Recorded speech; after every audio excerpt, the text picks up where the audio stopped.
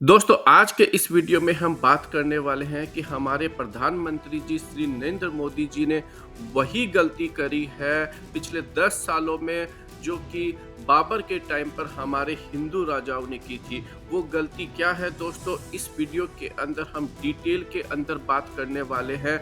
लेकिन इससे सबसे पहले ज़रूरी है दोस्तों कि आप हमारे वीडियो को लाइक कीजिए, शेयर कीजिए फेसबुक पर, व्हाट्सएप पर, और जितना ज़्यादा हो सके कमेंट कीजिए, अपनी ओपिनियन जो है ज़रूर दीजिए और हमारे चैनल को आप सब्सक्राइब कीजिए। और सबसे बड़ी बात है दोस्तों कि आप हमारे इस वीडियो को लास्ट मोमेंट तक ज़रूर देखना।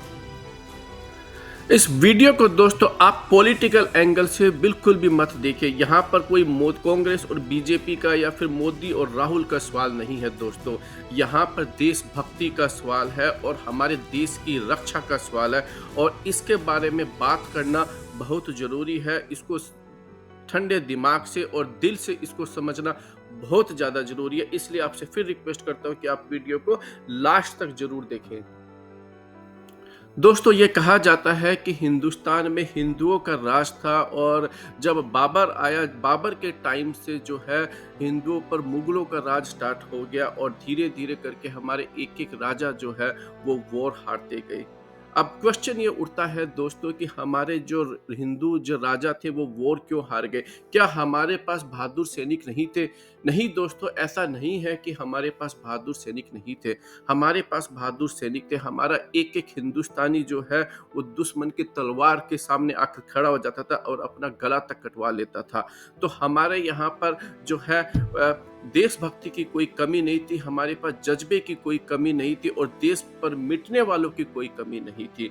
लेकिन दोस्तों रियलिटी ये है कि हमारे पास में वो टेक्निक नहीं थी जो मुगलों के पास में थी। हमारे देश के जो सैनिक थे, हमारे देश के जो राजा थे, वो तलवार के अंदर, पारंपरिक युद्ध के अंदर बहुत ही अच्छे थे।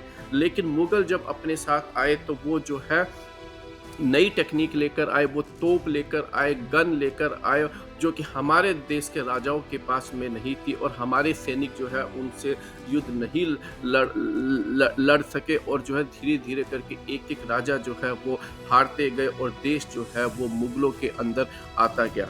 और यहीं पर दोस्तों हिस्ट्री खत्म नहीं होती है।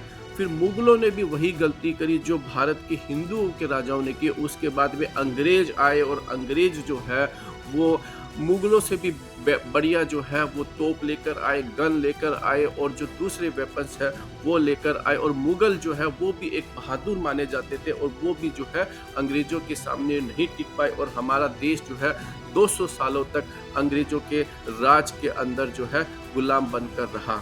तो इससे हमें क्या सबक मिलता है दोस्तों कि आप चाहे कितने भी देशभक्त हो, आप चाहे कितने भी बहादुर हो, आप देश के लिए प्राण निछावर करने के लिए कितने भी तैयार हो, लेकिन अगर आपके पास में लेटेस्ट वेपन्स, अभी आधुनिक हथियार आपके पास नहीं होंगे, तो आप जो है वॉर में ज़्यादा देर तक नहीं टिक सकते हैं। और आप मुझसे पूछेंगे दोस्तों कि मैं आज हिस्ट्री की बात क्यों कर रहा हूँ। देखिए दोस्तों, आज से 10 साल पहले अगर हम चाइनीज और भारत की एयरफोर्स की बात करते थे तो भारत की एयरफोर्स चाइनीज की एयरफोर्स से जो है भारी पड़ती थी। लेकिन पिछले 10 सालों के अंदर हमारी डिसीजन मेकिंग इतनी स्लो रही है कि चाइना हमसे काफ़ी आगे निकल चुका है।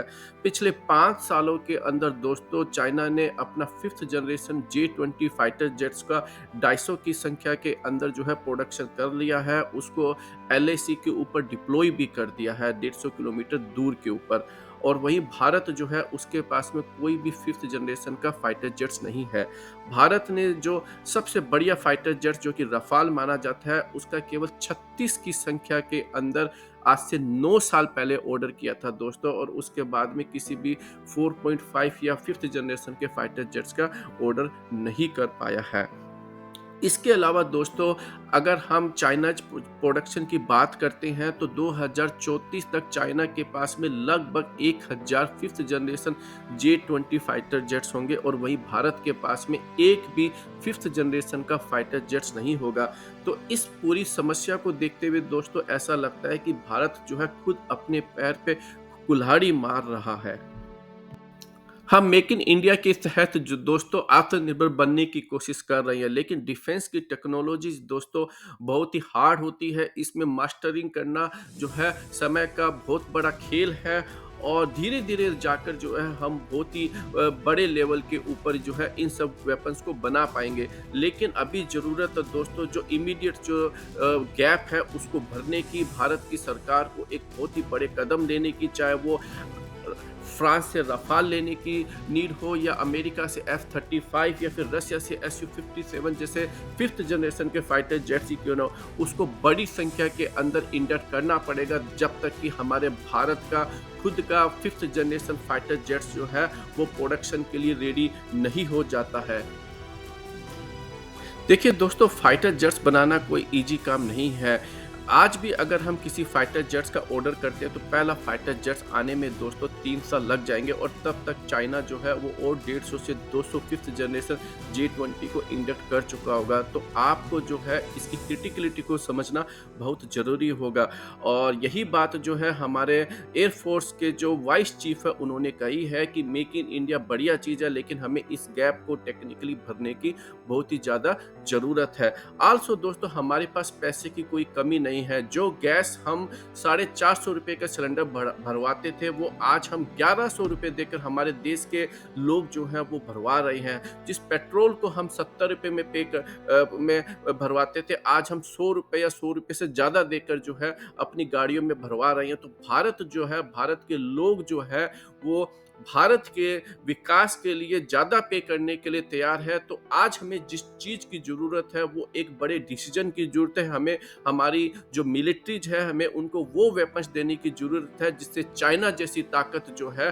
वो भारत के ऊपर आँख उठाकर भी नहीं देख सके। आपके पास में अगर वर्ल्ड क्लास वेपन्स होगा तो किसी भी चाइनीज की जो है ये ज़रूरत नहीं होगी कि वो गलवान में आकर हमारे 20 सैनिकों को शहादत कर दे, और किसी भी जो चाइनीज जो है उसकी ये ज़रूरत नहीं होगी कि अगर वो 21 बार भारत के आर्मी के साथ में वार्ता करे और उसका कोई रिजल्ट नहीं निकले। दोस्तों, हमारे चैनल को सब्सक्राइब कीजिए, हमारे वीडियो को लाइक और शेयर करना मत भूलिएगा, और अपनी ओपिनियन जो है वो कमेंट सेक्शन में ज़रूर बताइए।